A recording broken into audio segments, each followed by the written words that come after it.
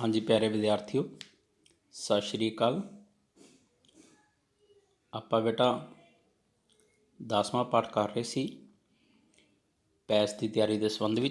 आप ये पहले 10 प्रश्न कर लए सी। अज आप इसके बाकी रहंदे प्रश्न करांगे इस पाठ के, तो तुहानूं काफ़ी कुछ नवां सीखण नूं मिलेगा। तो आप बेटा शुरू करते हैं 11वें प्रश्न तो।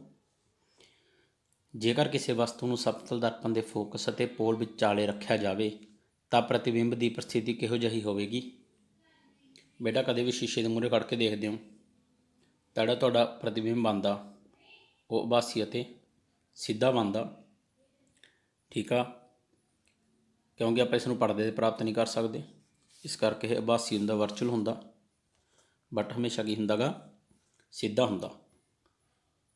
ठीक है बेटा, ये याद रखने वाले प्रश्न ही ने, इन्हां नूं याद रखियो।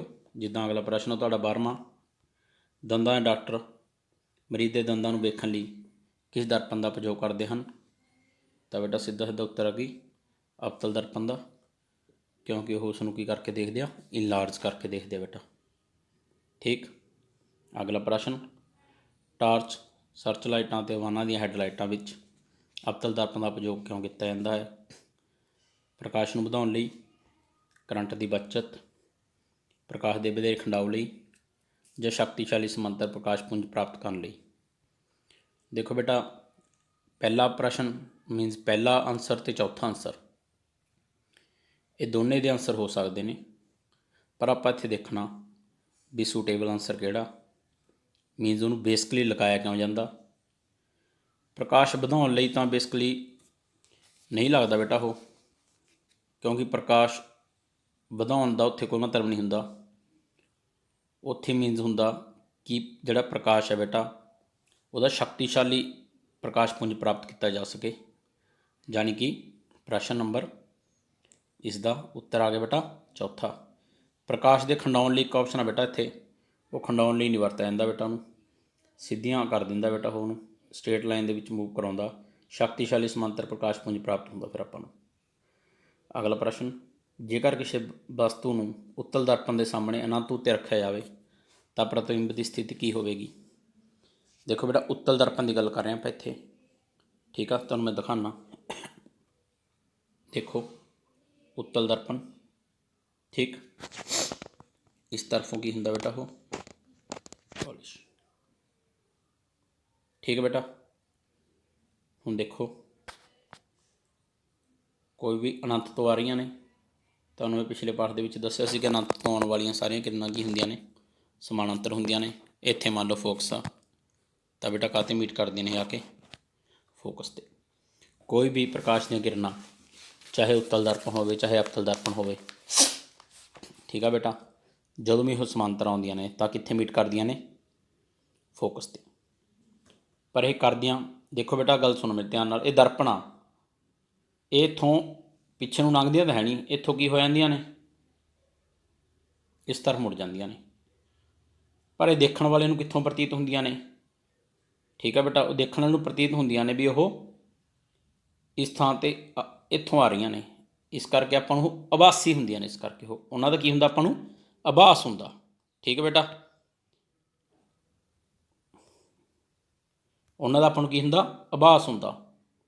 समझ आ गई गल, इस करके इहदा उत्तर की आऊगा बेटा अपना 14वें प्रश्न का 2, फोकस के उपर दर्पण के पिछे। अगला प्रश्न, उत्तल दर्पण द्वारा बनाए गए प्रतिबिंब की प्रकृति किहो जिही हुंदी है।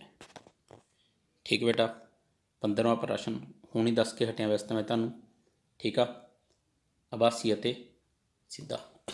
उत्तल दर्पण द्वारा बनाए गए प्रतिबिंब की प्रकृति आभासी अते सीधी हुंदी है। प्रश्न नंबर 16, आवाजाही के साधनों में पिछे की आवाजाही वेखण लई किस दर्पण का प्रयोग किया जाता है। 16वें का उत्तर बेटा आएगा तुहाडा उत्तल दर्पण। क्यों बेटा उत्तल दर्पण क्यों प्रयोग किया जाता, क्योंकि बेटा जो आप अपनी कार के साइड शीशे में पिछे वाल देखते हैं तो तुसीं देखिया होगा कि किड्डा वड्डा ट्रक हुंदा, किन्नियां कारां हुंदियां, वो आपां नूं सारियां उन्ने छोटे ਜਿਹੇ ग्लास दे विच दिखाई दिंदियां ने। वो इसे करके ये दर्पण लगाया जाता बेटा, क्योंकि तुहानूं वाइड एरिया करके दिखाउण दा, एरिया वड्डा दिखाउण दा शीश उहदे विच। ठीक है बेटा, ਪਿੱਛੇ ਆਉਣ ਵਾਲੇ ਟਰੱਕ ਕਾਰਾਂ ਸਾਰੀਆਂ ਤੁਹਾਨੂੰ ਉਹਨੇ ਛੋਟੇ ਜਿਹੇ ਸ਼ੀਸ਼ੇ ਵਿੱਚ ਦਿਖਾਈ ਦਿੰਦੀਆਂ ਨੇ। ਠੀਕ, ਇਸ ਕਰਕੇ ਉੱਥੇ ਕਿਹੜਾ ਦਰਪਣ ਉਪਯੋਗ ਕੀਤਾ ਜਾਂਦਾ? ਉੱਤਲ ਦਰਪਣ। ਨੈਕਸਟ ਦੇਖਦੇ ਹਾਂ, ਗੋਲਾਕਾਰ ਦਰਪਣ ਵਿੱਚ ਮੂਲ ਬਿੰਦੂ ਤੋਂ ਸੱਜੇ ਪਾਸੇ ਦੀਆਂ ਦੂਰੀਆਂ ਮਾਪਣ ਵੇਲੇ ਮੰਨੀਆਂ ਜਾਂਦੀਆਂ ਹਨ। ਦੇਖੋ ਬੇਟਾ, ਇਹਦੇ ਸੰਬੰਧ ਵਿੱਚ ਦੇਖਦੇ ਹਾਂ। ਦੇਖੋ, ਕੋਈ ਵੀ ਦਰਪਣ ਲੈ ਲਓ, ਉੱਥੇ ਚੱਲੋ, ਆਪਾਂ ਬਣਾ ਨਹੀਂ ਰਹੇ ਕੋਈ, ਉੱਦਾਂ ਹੀ ਦੱਸ ਰਹੇ ਹਾਂ। ਆਹ ਸੈਂਟਰ ਪੁਆਇੰਟ ਆ ਬੇਟਾ, ਆਹ ਇਹਦੀ ਲੈਫਟ ਸਾਈਡ ਆ ਸਾਰੀ, ਆਹ ਇਹਦੀ ਰਾਈਟ ਸਾਈਡ ਆ। ਲੈਫਟ ਸਾਈਡ ਵਾਲੀਆਂ ਸਾਰੀਆਂ ਦੂਰੀਆਂ ਕੀ ਹੁੰਦੀਆਂ ਨੇ ਬੇਟਾ? ਨੈਗੇਟਿਵ ਹੁੰਦੀਆਂ ਨੇ, ਅਤੇ ਰਾਈਟ ਸਾਈਡ ਵਾਲੀਆਂ ਸਾਰੀਆਂ ਦੂਰੀਆਂ ਕੀ ਹੁੰਦੀਆਂ ਨੇ? ਪੋਜ਼ੀਟਿਵ ਹੁੰਦੀਆਂ ਨੇ। ਇਹੀ ਬੇਟਾ ਦਰਪਣ ਦੇ ਕੇਸ 'ਚ ਹੁੰਦਾ ਗਾ। ਠੀਕ ਆ, ਇਹੀ ਤੁਹਾਡੇ ਲੈਂਜ ਦੇ ਕੇਸ 'ਚ ਹੁੰਦਾ। ਗੋਲਾਕਾਰ ਦਰਪਣ ਵਿੱਚ ਮੂਲ ਬਿੰਦੂ ਤੋਂ ਸੱਜੇ ਪਾਸੇ ਦੀਆਂ ਦੂਰੀਆਂ ਮਾਪਣ ਵੇਲੇ ਕੀ ਮੰਨੀਆਂ ਜਾਂਦੀਆਂ ਨੇ? ਧਨਾਤਮਕ ਮੰਨੀਆਂ ਜਾਂਦੀਆਂ ਨੇ ਬੇਟਾ। ਠੀਕ ਹੈ, ਸੱਜੇ ਪਾਸੇ ਦੀਆਂ ਸਾਰੀਆਂ ਧਨਾਤਮਕ, ਖੱਬੇ ਪਾਸੇ ਦੀਆਂ ਸਾਰੀਆਂ ਰਿਣਾਤਮਕ। ਅਗਲਾ ਪ੍ਰਸ਼ਨ, ਕਿਸੇ ਕੱਚ ਦੇ ਪਿਆਲੇ ਵਿੱਚ ਪੈਨਸਲ ਮੁੜੀ ਹੋਈ ਕਿਉਂ ਪ੍ਰਤੀਤ ਹੁੰਦੀ ਹੈ? ਇਹ ਦੇਖਿਓ ਧਿਆਨ ਨਾਲ। ਆਪਾਂ ਬੇਟਾ ਕੋਈ ਇੱਦਾਂ ਕਰਕੇ ਕੱਚ ਦਾ ਭਾਂਡਾ ਲੈ ਲਿਆ, ਉਹਦੇ ਵਿੱਚ ਕੀ ਪਾਤਾ? ਪਾਣੀ ਪਾਤਾ।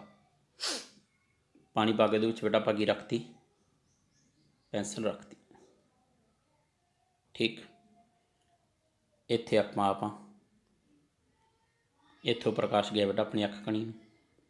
ਤੁਹਾਨੂੰ ਪਤਾ ਕਿ ਜਦੋਂ ਪ੍ਰਕਾਸ਼ ਵਿਰਲੇ ਮਾਧਿਅਮ 'ਚੋਂ ਸੰਘਣੇ ਮਾਧਿਅਮ 'ਚ ਜਾਂਦਾ ਤਾਂ ਵਿਲੰਬ ਦੇ ਵੱਲ ਨੂੰ ਮੁੜਦਾ, ਜਦੋਂ ਸੰਘਣੇ ਤੋਂ ਵਿਰਲੇ 'ਚ ਜਾਂਦਾ ਤਾਂ ਵਿਲੰਬ ਤੋਂ ਪਰਾਂ ਵੱਲ ਮੁੜਦਾ। ਹੁਣ ਇਹ ਆ ਪਾਣੀ ਹੈ ਬੇਟਾ, ਠੀਕ ਆ, ਉੱਪਰ ਹਵਾ, ਇਸ ਪੁਆਇੰਟ 'ਤੇ ਇੱਥੇ ਹਵਾ। ਹੁਣ ਇਹ ਸੰਘਣੇ ਤੋਂ ਵਿਰਲੇ 'ਚ ਜਾ ਰਿਹਾ ਤਾਂ ਵਿਲੰਬ ਤੋਂ ਪਰਾਂ ਵੱਲ ਮੁੜ ਜਾਏਗਾ, ਤੁਹਾਡੀ ਅੱਖ ਤੱਕ ਇਸ ਤਰੀਕੇ ਨਾਲ ਪਹੁੰਚੇਗਾ। ਤਾਂ ਬੇਟਾ ਦੇਖਣ ਵਾਲੇ ਨੂੰ ਕੀ ਲੱਗਦਾ ਕਿ ਰੋਸ਼ਨੀ ਕਿੱਥੋਂ ਆ ਰਹੀ ਆ? ਇੱਥੋਂ ਆ ਰਹੀ ਆ, ਜਾਣੀ ਕਿ ਉਹਨੂੰ ਪੋਜੀਸ਼ਨ ਜਿਹੜੀ ਪੈਨਸਲ ਦੀ ਸਥਿਤੀ ਆ ਉਹ ਕਿੱਥੇ ਦਿਖਾਈ ਦਿੱਤੀ ਜਾਂਦੀ ਆ? ਇੱਥੇ। ਇਸ ਕਰਕੇ ਪੈਨਸਲ ਕੀ ਪ੍ਰਤੀਤ ਹੁੰਦੀ ਹੈ ਬੇਟਾ? ਮੋੜੀ ਹੋਈ ਪ੍ਰਤੀਤ ਹੁੰਦੀ ਆ। ਠੀਕ ਆ, ਕੀ ਹੋ ਗਿਆ ਫਿਰ ਇਹਦਾ ਉੱਤਰ ਕੀ ਹੋ ਗਿਆ? ਇਹਦਾ ਉੱਤਰ ਕੀ ਹੋ ਗਿਆ ਬੇਟਾ? ਪ੍ਰਕਾਸ਼ ਦੇ ਅਪਵਰਤਨ ਕਾਰਨ। 19ਵਾਂ ਪ੍ਰਸ਼ਨ, ਹਵਾ ਦਾ ਅਪਵਰਤਨ ਅੰਕ ਕਿੰਨਾ ਹੁੰਦਾ ਹੈ? ਇਹ ਮੈਂ ਤੁਹਾਨੂੰ ਅੱਗੇ ਐਕਸਪਲੇਨ ਕਰਾਂਗਾ, ਪਰ ਇੱਕ ਵਾਰ ਦੇਖ ਲਓ। 1.0003 ਹੁੰਦਾ ਬੇਟਾ ਹਵਾ ਦਾ ਅਪਵਰਤਨ ਅੰਕ, ਰਿਫਰੈਕਟਿਵ ਇੰਡੈਕਸ ਕਹਿੰਦੇ ਇਹਨੂੰ। ਇਹਦੀ ਵੈਲਿਊ 1.0003 ਹੁੰਦੀ ਆ। ਅੱਗੇ ਆਪਣਾ ਪ੍ਰਸ਼ਨ ਹੈਗਾ ਬੇਟਾ 20ਵਾਂ, ਸਭ ਤੋਂ ਵੱਧ ਅਪਵਰਤਨ ਅੰਕ ਵਾਲਾ ਪਦਾਰਥ ਕਿਹੜਾ ਹੈ? ਦੇਖੋ ਚਾਰ ਦਿੱਤੇ ਹੋਏ ਬੇਟਾ। ਸਭ ਤੋਂ ਪਹਿਲਾਂ ਆਪਾਂ ਦਿੱਤਾ ਹੈ ਨੀਲਮ। ਨੀਲਮ ਦਾ ਬੇਟਾ ਅਪਵਰਤਨ ਅੰਕ ਹੁੰਦਾ ਗਾ 1.77। ਉਸ ਤੋਂ ਬਾਅਦ ਬੇਟਾ ਹੈਗੀ ਆਪਣੇ ਕੋਲ ਰੂਬੀ। ਰੂਬੀ ਦਾ ਹੁੰਦਾ ਬੇਟਾ 1.71। ਉਸ ਤੋਂ ਬਾਅਦ ਕੱਚ 1.51। ਲਗਭਗ ਇਹਦੇ ਹੁੰਦਾ। ਹੀਰਾ ਬੇਟਾ, ਹੀਰੇ ਦਾ ਹੁੰਦਾ 2.42। ਜਾਣੀ ਕਿ ਸਭ ਤੋਂ ਵੱਧ ਅਪਵਰਤਨ ਅੰਕ ਵਾਲਾ ਪਦਾਰਥ ਤੇ ਕਿਹੜਾ ਹੋ ਗਿਆ ਬੇਟਾ? ਹੀਰਾ ਹੋ ਗਿਆ। ਤੁਹਾਨੂੰ ਇਹ ਜਿਹੜੀਆਂ ਮੈਂ ਦਿੱਤੀਆਂ ਨੇ ਨਾ ਬੇਟਾ ਸਾਰੀਆਂ, ਇਹ ਯਾਦ ਰੱਖਣ ਦੀ ਲੋੜ ਨਹੀਂ ਹੈਗੀ। ਤੁਸੀਂ ਸਿਰਫ ਯਾਦ ਕਿਹਦਾ ਰੱਖਣਾ? ਹੀਰੇ ਦਾ। ਆਪਾਂ ਬੇਸਿਕਲੀ ਇਹ ਯਾਦ ਰੱਖਣਾ ਵੀ ਹੀਰੇ ਦਾ ਅਪਵਰਤਨ ਅੰਕ ਸਭ ਤੋਂ ਵੱਧ ਹੁੰਦਾ। ਠੀਕ ਆ ਬੇਟਾ, ਸਮਝ ਆ ਗਿਆ? ਨੈਕਸਟ ਪ੍ਰਸ਼ਨ, ਸੂਰਜ ਦੀ ਰੋਸ਼ਨੀ ਤੋਂ ਅੱਗ ਬਾਲਣ ਲਈ ਕਿਸ ਦਾ ਪ੍ਰਯੋਗ ਕੀਤਾ ਜਾਂਦਾ ਹੈ? ਬੇਟਾ ਮੈਂ ਤੁਹਾਨੂੰ ਇੱਕ ਗੱਲ ਦੱਸਣੀ ਰਹਿ ਗਈ ਇੱਥੇ।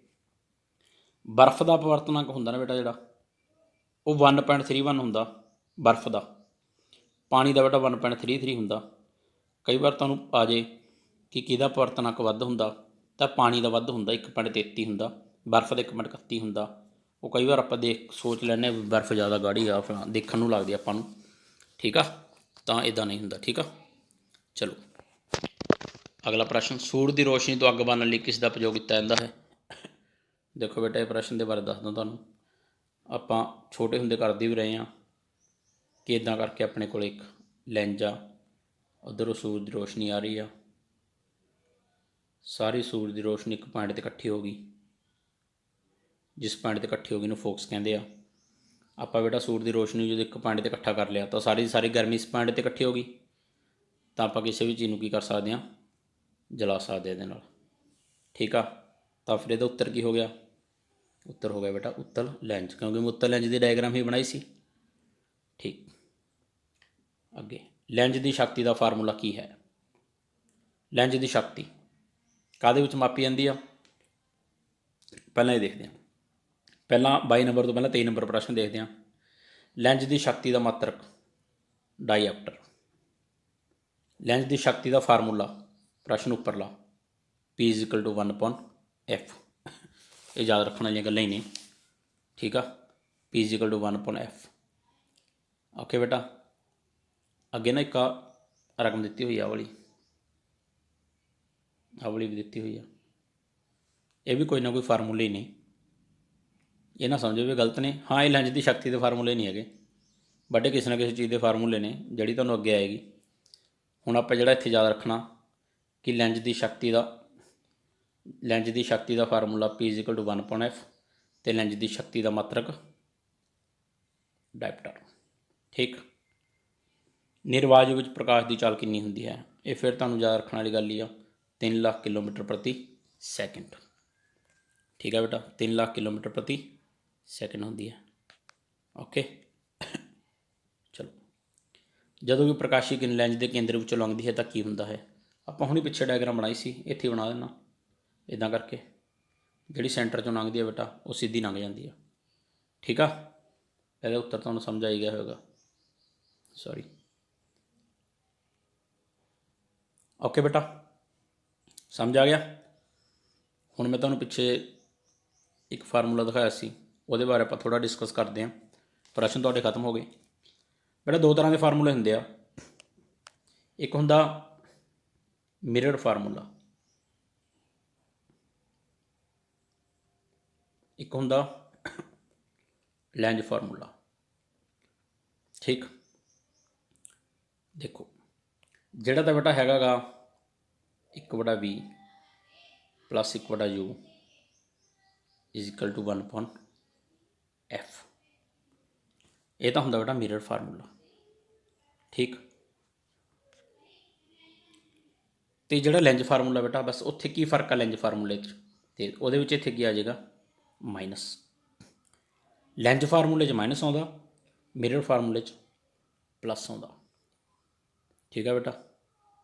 ਓਕੇ, ਇੱਕ ਜਿਹੜਾ H-H ਵਾਲਾ ਫਾਰਮੂਲਾ ਸੀ ਬੇਟਾ, ਉਹ ਮੈਗਨੀਫਿਕੇਸ਼ਨ ਦਾ ਫਾਰਮੂਲਾ, ਠੀਕ ਆ। ਉਮੀਦ ਕਰਦਾ ਤੁਹਾਨੂੰ ਸਮਝ ਆ ਗਿਆ ਹੋਵੇਗਾ।